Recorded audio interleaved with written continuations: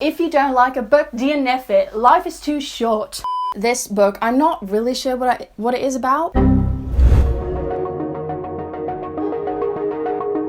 everybody and welcome back to my booktube channel, Books with Leo, and today I am here with a long-awaited video. Literally so many people, ever since I put this idea out on Twitter, everybody's been like, oh my god, please make this video. I'm very delighted to show you guys today that I've made the video. Or well, I'm making it right now. Duh. This video is full of tips on how to get out of your reading slump, and I have also followed up several of those tips with book recommendations specifically to help you get out of your reading slump, or just books that I like to read personally to help me get out of reading slumps whenever I do get into some. I think especially if you read a lot or if you aspire to read a lot, sometimes it just hits you that one moment where you don't want to read anymore. You don't want to read any books, you don't care, you're just tired, everything you do read you don't enjoy, and it is such a struggle. But don't fear, because today Books with Leo is here to help you out. I feel like Dobby talking in the third person about myself, but that's okay. So without any further ado, let's get into the video. So I've got 10 tips in total, and they are accompanied by I think like 5 book recommendations, and the very first tip I have for you guys is to take the pressure off. I know this sounds kind of counterproductive, but I swear it's not, because a lot of the times when you really push yourself to read a lot of books, this is also where you just stop enjoying it. And reading should be fun, you know, it's not a competition.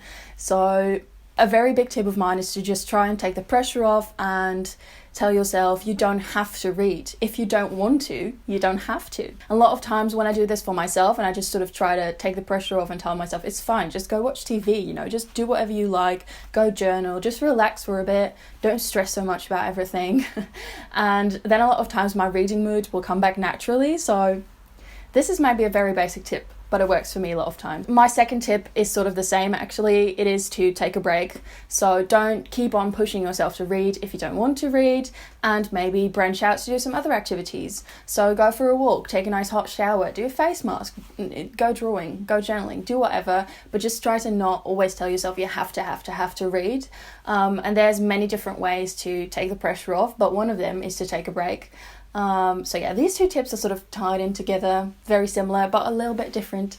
So my next tip is to reread old favorites that you always enjoy. This works like a charm every time I do it, because a lot of times when I'm not in a reading mood anymore and then I pick up some old books, you know, some books that I enjoyed when I was younger, some books that I enjoyed in my childhood, it makes me so happy and warm inside, and then before I know it, I'm back on my reading game. So one of my old favorites that I pick up a lot when I'm in a reading slump is Matilda by Roald Dahl, and this is the Dutch edition.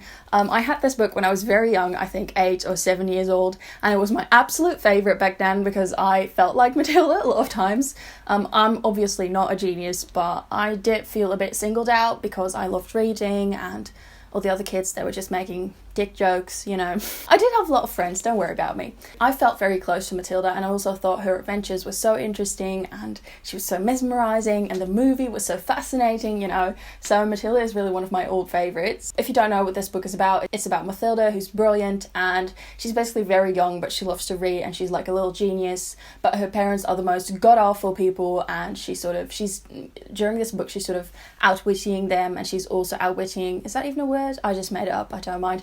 She's also being very witty to the school headmaster, who's kind of a tyrant. It's just a very fun read, and it is so short, and that is also I think why it helps me to get back into the reading mood, because it's like no pressure, you know, you just read through this in a breeze and it's all fun and good, so that's amazing. Another recommendation I would like to add to this one is this bundle up of all Roald Dahl's short stories. This is the Dutch edition. It's very dusty because it's been on my shelf for a long time. This used to belong to my mother, and then I sort of took it from her. Sorry mom. This has a lot of Roald Dahl's short stories, I think probably all of them, and I love Roald Dahl so much, the way he writes, and it's just his vibe is so weird and twisted, but in the best way possible. A lot of times when I read Matilda to get out of a reading slump, I follow up with a couple of short stories from this one, because that really helps me get back into the mood as well, and it's like a little step up from children's fiction. So yeah, I would recommend you to reread some of your old faves, and then also attach maybe some short stories from the same author, if you're reading anyway, you know. So yeah, that is my third tip, I guess. My fourth tip is very similar to the third one, and that is to read small books, read short stories, read children's fiction, basically read anything that is not too difficult, anything that doesn't need all of your concentration, because a lot of times when I'm very stressed in life or when there's a lot going on in my head, that's when I'm not able to concentrate as well as I am usually, and that is when it usually helps for me to read some middle grade or to read some things that are just not regular adult or YA novels. So one of my favourite middle grade books is definitely Nevermore by Jessica Townsend. I know a lot of people are talking about this book, but I don't care, you know. I love this book so much. It is so feel good, it makes me so happy and warm inside, and it's just so wonderful, and this is perfect to get out of a reading slump if you're wanting to try some middle grade. This is basically about Morgan Crow, who's been cursed to die on her 12th birthday, I think 12 or 11, 12 probably, but then she gets swooped away by a really strange man called Jupiter North to go to the secret city of Nevermore, and there she has to compete in these magical trials to be accepted into this magic school. It is so fun and so amazing. It is witty, it is just hilarious, it's just great fun, you know. This book just makes you happy. So this is one that I would definitely recommend to try and get out of a reading slump. Another book that I haven't read yet but I really want to read is The Girl Who Drank the Moon by Kelly Barnhill. This is also middle grade and I really want to pick this up sometime. It's just another recommendation I want to do, but I haven't read it yet, but I think it will be really great because I've heard many good things about it. This book, I'm not really sure what it is about, but I do know that there's a witch who takes a baby every year, but then she gives it to the moon god or the stars or something of the sort, but then one night accidentally she makes it drink of the moon or something, and then the witch has to keep the baby herself and raise her as like a witch baby. I'm probably explaining this in the worst way possible, but that's all I remember of this book. So yeah, I love the cover. I got this from a friend for my birthday, and yeah, I'm really hyped to get into this book. And also there's a really small dragon on the cover, so that's always good news. Okay, and I have a couple more recommendations for this tip, and the first one are a couple of short stories. I have been doing a short story course on writing short stories because I really want to write a book one day. Because of that, I had to do a lot of homework where I wrote short stories myself, and so I needed inspiration, so I went on Scribd. If you'd like some free script for 60 days, please check out the link in my description and you will also add to my free script, so thank you very much. On Scribd, there are a lot of short stories, and I just want to highlight a couple of favourites that I've read in the past couple of months that might help you as well to get back into the reading mood. So one of those favourites that I read is Eyes I Dare Not Meet in Dreams by Sunny Moraine. This was such a mind-blowing story to me. Like, when I first read it, I was not sure what was going on, but I was enjoying it a lot. It's basically about all these refrigerators that turn up in random places with dead girls inside of them, and the girls climb out as sort of zombies, and they just start sort of roaming the planet, but they're not doing any harm, they're just dead girls, and people are confronted with the horrible things that happen to women. And so I was just like, what the fuck is going on, you know? But it was very fun. It was like first CNN interview with a dead girl, you know? It was sort of very dry humour. And this is a bit of a spoiler, so if you don't want to know, click ahead a few clicks. But then I went Googling and I found out that women in refrigerators is a sort of misogynistic trope in the gaming world or fiction world as a general thing. And so this story was written off of that trope, and I thought that was so interesting and so well done. And then I also wrote a short story based off on a different trope for my course, so that was a lot of fun. Another one I really want to highlight is Blue is a Darkness Weakened by Light by Sarah McCarry. I've talked about this before in a reading vlog, I think. And this book was just so much fun. It's basically about this woman who's writing a novel, and then she has like a friend who's a vampire, and he's sort of correcting the novel about vampires together with her, and it's just a lot of fun, very witty, very short as well, but so well done. Those are just a few I would recommend to switch up your reading in an attempt to get out of a reading slump. Okay, and my next tip, number 5, is to try a graphic novel sometimes to switch things up and read in a different format. Graphic novels are different from regular books, and duh. I really enjoy graphic novels. I've been getting super into graphic novels lately with Scribd because there are loads of graphic novels on Scribd. I'm sorry I'm a walking Scribd commercial, but I just love that there are so many graphic novels on there. So I would just like to recommend you guys a few of my favourites. I am planning on making a whole video with graphic novel recommendations. So the first one I want to recommend is BB Free. BB Free is... I love BB Free so much.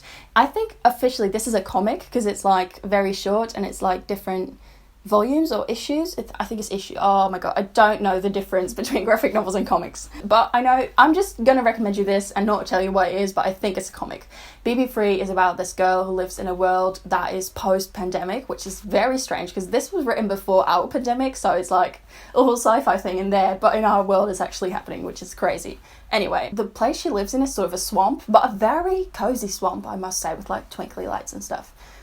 BB Free lives in the swamp, and she is always talking with her best friend who's on the internet and who's also not in a wheelchair, it's more like a cool mobile, but she is disabled, and they want to go on their 15 travels together. So when they turn 15, they want to travel the world together. But BB's father is quite against that plan. He doesn't want them to go travel, and he also seems to be part of this sort of secret order, but you must find that out for yourself when you read it. This series is so much fun. The colours, the artwork, everything's just gorgeous, beautiful. Love it. Would recommend to anybody. Another graphic novel series I'd really like to recommend to you guys is Heavy Vinyl, which is by Carly Austin, I think. But this series is about a girl named Chris who gets to work at a vinyl store, and she has a big crush on one of the other girls working there, which is so cute to read about. She's just constantly like fantasizing about it. And Chris then discovers that all the people who work at the vinyl store, so all the girls, are in a vigilante fighting crime girl gang group together, which is just amazing. And then she gets to join, and from there on out they like fight evil from the vinyl store, and it's very 90s. It is set in the 90s, and yeah, it's just a graphic novel series which I'm currently enjoying a lot. I'm in the second volume now, and it's just so much fun. So those are a couple I'd like to recommend to you guys if you want to try some, and all of these are on Scribd, so grab that chance, click that link. Okay, and my next tip is to try an audiobook whilst you're doing something else.